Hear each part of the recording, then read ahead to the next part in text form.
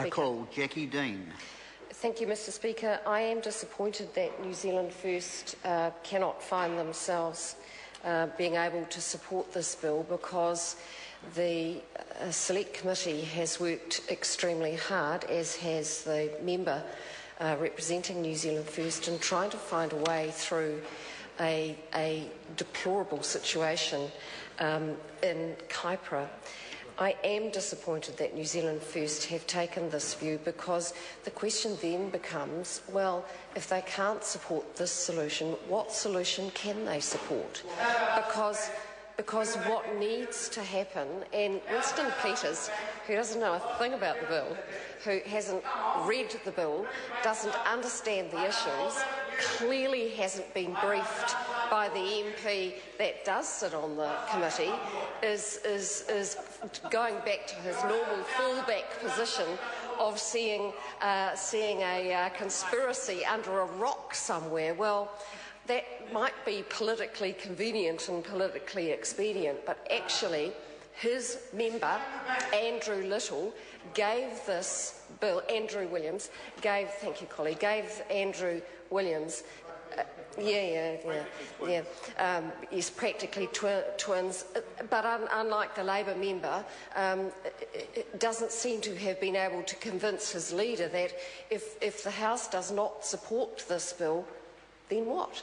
And I'd like Winston Peters to get to his feet in this debate and explain to the House just why it is that while his colleague has sat diligently... Point of order, the Right Honourable Winston Peters.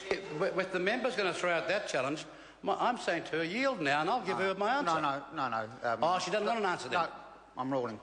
Come on, give her a chance. Member Wilson. She's new member. I'm calling Jackie Dean Thank to continue you, Mr. Speaker, because the problem is that Winston Peters can retreat to his fallback position, which is to see a great conspiracy somewhere, to find demons that he thinks will advantage him in his sad ending of his political career.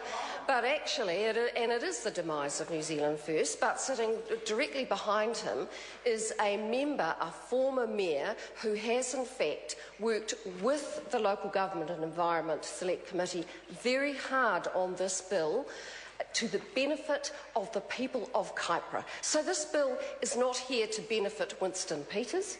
This bill that we are discussing today is to get over a problem that the ratepayers of the Kaipara District Council are facing. And that's fine. We can demonise and we can blame the Chief Executive and the decision-making process of the elected members and of the Chief Executive and anyone else who is involved. We can do that. But does it actually fix the problem? His member can see that. Winston Peters' own colleague, who is sitting right behind him, Andrew Williams, can see that and no doubt tried to brief his leader, but it has clearly fallen upon the ears of somebody who has not even read the bill, has absolutely no liking for the processes of local government, and so is now taking this position against the interests of the ratepayers and the older folk. Just remember who those ratepayers are.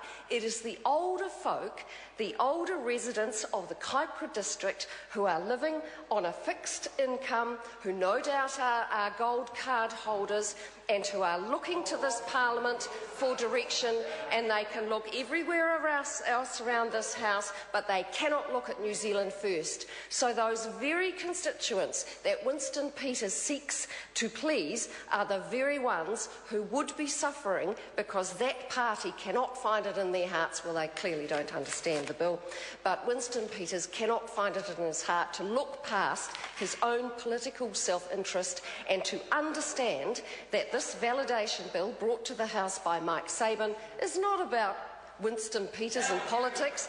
Actually, it is about validating some pretty poor decision-making on behalf of the Kaipara District Council. I want to commend Mike Sabin, who was put in the invidious position of being asked to sponsor this bill, because it is a bill with no clear remedy at first. There are a number of aspects to the situation in Kaipara, and yes, there was a rates revolt by a number of ratepayers, and I have to acknowledge that the rates revolt came about through sheer frustration at the ratepayers of Kaipara who were unable to get their point across to their local authority. And I think there's a lesson in there as well for the future health of the Kaipara District Council and indeed all district councils going forward, and that is to listen to their ratepayers. They might not like hearing what they are being told, and in the case, no, they shouldn't have liked what they are being told, but the right strikers, if nothing else, have raised the attention so that the local member, Mike Sabin, has brought this matter to the House for the House's consideration. I also want to congratulate and pay tribute to the 13,000 ratepayers who continued to pay their rates. I want to commend them for the support of the commissioners, because just over the fence perhaps was a neighbour who was a rate striker and who was still receiving services provided by the local authority through these difficult times, but they weren't paying their contribution. Now, part of this validation will remedy that, and I think that's a good provision in the bill.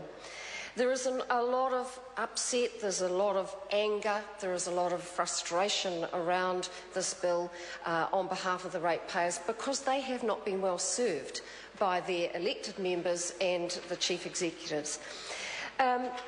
The local bill that we are dealing with in the House and which will pass before Christmas, which is to be commended, and I want to thank the House for their cooperation in this, is only part of a number of processes which are underway to help achieve putting right, and it is putting right, bad mistakes which were made in Kaipara.